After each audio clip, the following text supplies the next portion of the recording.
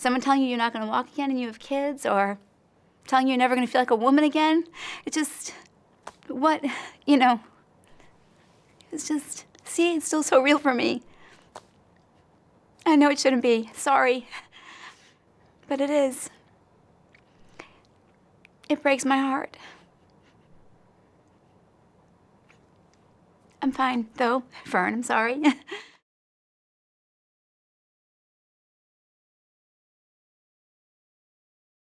Yeah, I think that settled in not very quickly for me. I think sometimes you have a defense mechanism that I had for sure. That was like, this isn't really happening. I'm gonna somehow walk out of here, I think it's hard because people who aren't in this situation don't know. And as hard as you as hard as you try and understand what someone's going through or how to live this life in a wheelchair, you just can't unless you are actually doing it yourself. So, yeah. The first thing that you hear when you open your eyes after a spinal cord injury is, you're never going to walk again. And it was just like, f*** you. Who the f*** do you think you are? That, some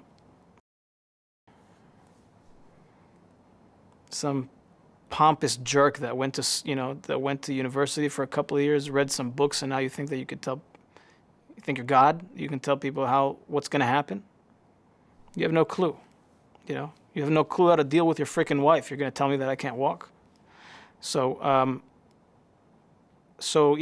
was just on a rampage to prove those jerks wrong. And I made some incredible progress. They had told my family and my boyfriend at the time that I was never going to walk again, but no one had told me yet.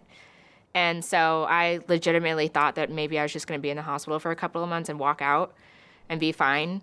And then one day, my actual doctor, but one of the assistants, I don't know what you call them, students, came in, and he asked me how my progress was, if I had any progress. And I was like, no, it's only been 2 weeks, so I don't think that. And he said, oh, well, that's as far as you're ever going to get. I just said, what? And he was like, yeah, you're never going to walk again. Just like that, with no feeling.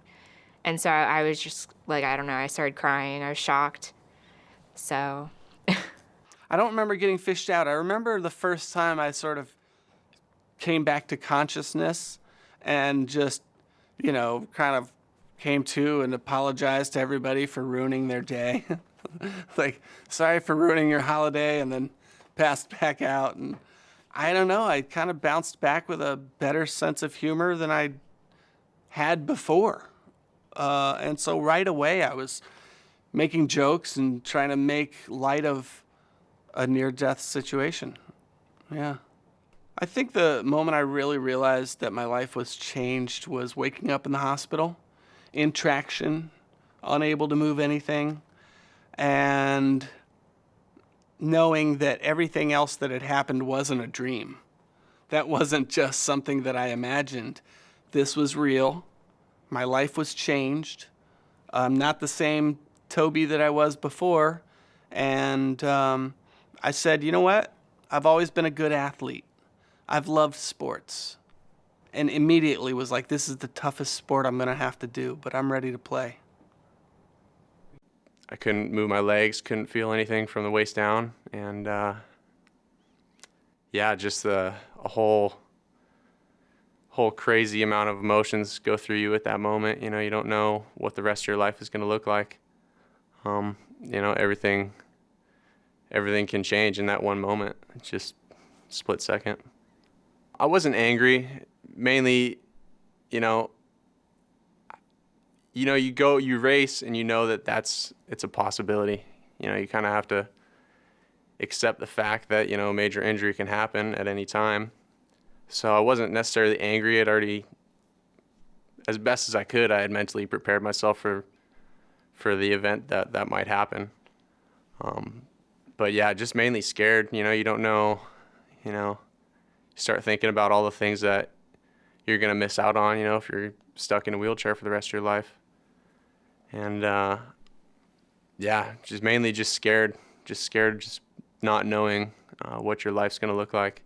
You know, you had all these plans on the way that you'd like things to go, and all those plans get shattered in that instant. So it was a pretty heavy moment, that's for sure.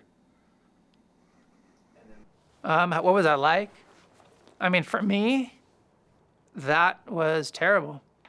It was devastating. All my dreams were flushed down the toilet, and I didn't even know if I could finish high school. I was 17, I was a junior in high school. Just to go back and be amongst all my friends, and, you know, they're out there surfing and skating and partying and having a good time. Like, what am I going to be able to do that even will allow me to have fun? So, actually, my principal had a really nice meeting with me and made me feel very comfortable. And so I ended up going back to school and finishing high school with my friends, but was it the same? No, it was never going to be the same. Did they make me feel welcome? Yeah, and that is all they could really do. And to feel welcome and to feel like you're a part of things was pretty much as good as it could be at that moment. The moment it broke. The moment my neck broke, I knew that was it.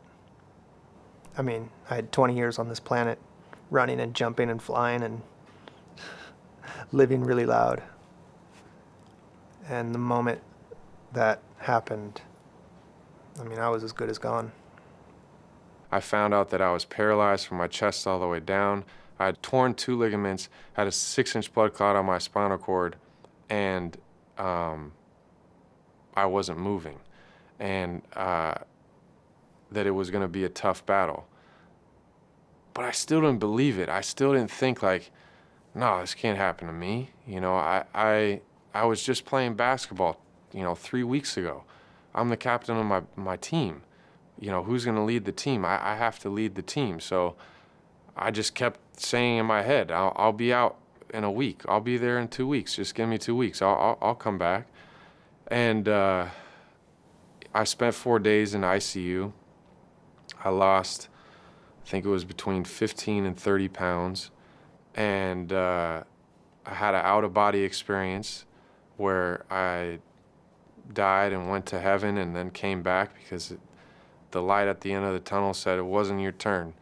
And I got transferred to Northridge Hospital, and that's when the doctor told me that I'd never walk again. And I said, how many people have walked out of your hospital? He said, not many. And I said, well, add me to that list because I'm not leaving here till I walk again.